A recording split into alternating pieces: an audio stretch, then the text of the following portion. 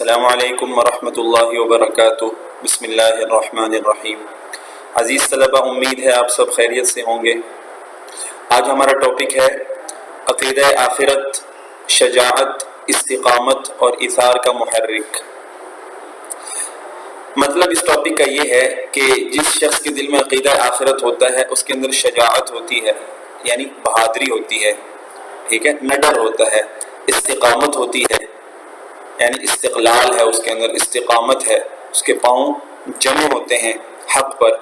اور ایثار ہوتا ہے، یعنی دوسروں کے لیے قربانی دینے کا جذبہ، کیونکہ اس کو معلوم ہے کہ اس کا اجر مجھے آخرت میں ملے گا۔ تو آئیے اس کو پڑھتے ہیں ذرا۔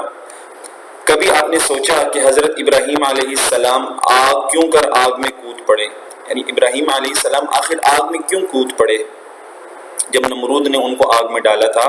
ٹھیک ہے، تو اب حق پر قائم رہے اور آگ میں کود پڑے۔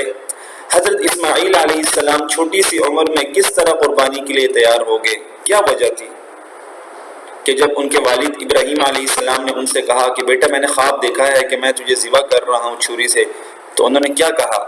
ان کو پتا تھا کہ میرے والد جو ہیں، ابراہیم جو میرے والد ہیں، وہ تو نبی ہیں اور نبی کا خواب وحی ہوتا ہے، تو اللہ ہی نے حکم دیا ہے آپ کو۔ تو انہوں نے فرمایا یا ابت افعل ما تؤمر، اے میرے باپ، اللہ نے جو آپ کو حکم دیا آپ اس کو کر گزریں۔ اسی طرح سرور عالم صلی اللہ علیہ وسلم یعنی حضرت محمد صلی اللہ علیہ وسلم کے دل میں آخر کیا بات تھی جس کی بنا پر آپ صلی اللہ علیہ وسلم نے حسین محلات اور شاہانہ زندگی کی بجائے بان کی چارپائی، بان ایک خاص لکڑی کا نام ہے، خوشبودار لکڑی ہے، ٹھیک ہے، جس کی بیج سے عرب میں پایا جاتا تھا، جس کی بیج سے تیل بھی نکالا جاتا تھا، تو بلکہ اب بھی نکالا جاتا ہوگا، تو اور شاہانہ زندگی کی بجائے بان کی چارپائی اور کھجور کی چٹائی کو قبول کیا۔ آپ کو اللہ تعالیٰ بادشاہ دے سکتے تھے، آپ کو آفر بھی کی گئی، لیکن آپ نے شاہانہ زندگی کو ترجیح نہیں دی، بلکہ آپ نے ایک سادہ زندگی کو ترجیح دی۔ اچھا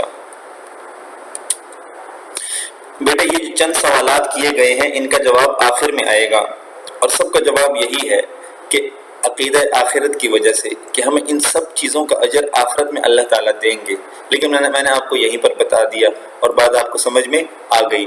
آگے چلتے ہیں، اگلی ہیڈنگ ہے انصاف کہاں؟ انصاف کہاں؟ اطمینان بخش جواب۔ اچھا، یعنی اس دنیا میں تو انصاف ملنا ضروری نہیں ہے، لیکن آخرت میں انصاف ضرور ملے گا۔